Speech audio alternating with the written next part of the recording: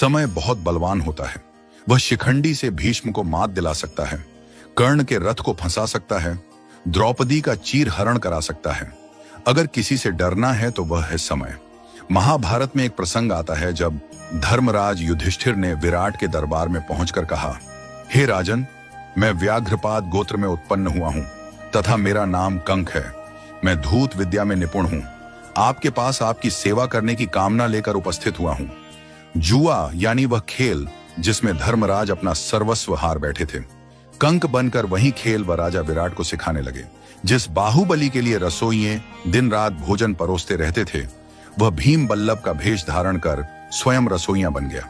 नकुल और सहदेव पशुओं की देखरेख करने लगे। दासियों से घिरी रहने वाली महारानी द्रौपदी स्वयं एक दासी सैरिंद्री बन गई।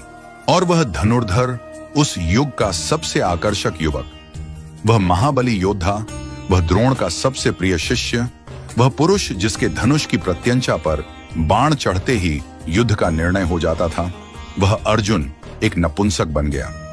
युधिष्ठिर राजा विराट का अपमान सहते रहे। पौरुष के प्रतीक अर्जुन एक नपुंसक सा व्यवहार करते रहे। नकुल और सहदेव पशुओं की देखरेख करते रहे। भीम रसोई में पकवान पकाते रहे और द्रौपदी एक दासी की तरह महारानी की सेवा करती रही। पांडवों के लिए वह अज्ञातवास नहीं था। अज्ञातवास का वह काल उनके लिए अपने परिवार के प्रति अपने समर्पण की पराकाष्ठा थी। वह जिस रूप में रहे, जो अपमान सहते रहे, जिस कठिन दौर से गुजरे, उसके पीछे उनका कोई व्यक्तिगत स्वार्थ नहीं था। अज्ञातवास का वह काल परिस्थितियों को देखते हुए परिस्थितियों के अनुरूप ढल जाने का काल था। आज भी इस धरती में अज्ञातवास जी रहे। न जाने कितने महायोद्धा दिखाई देते हैं। कोई धन्ना सेठ की नौकरी करते हुए उससे बेवजह गाली खा रहा है क्योंकि उसे अपनी बिटिया की स्कूल की फीस भरनी है। बेटी के ब्याह के लिए पैसे इकट्ठे करता।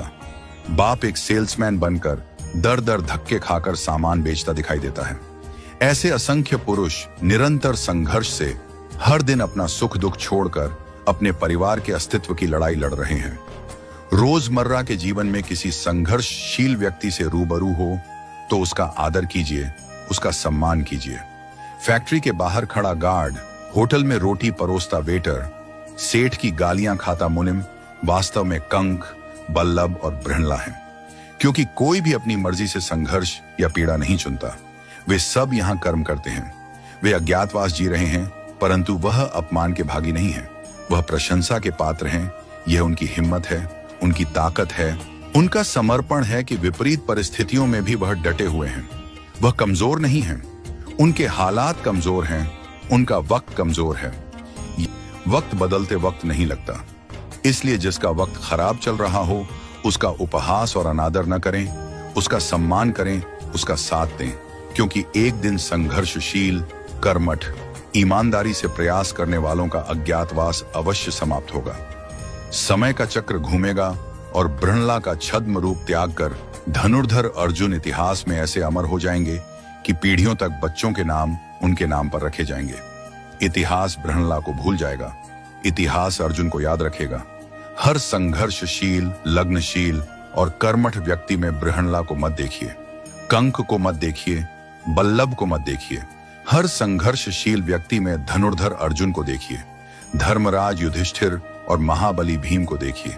यही नियति है, यही समय का चक्र है, यही महाभारत की भी सीख है।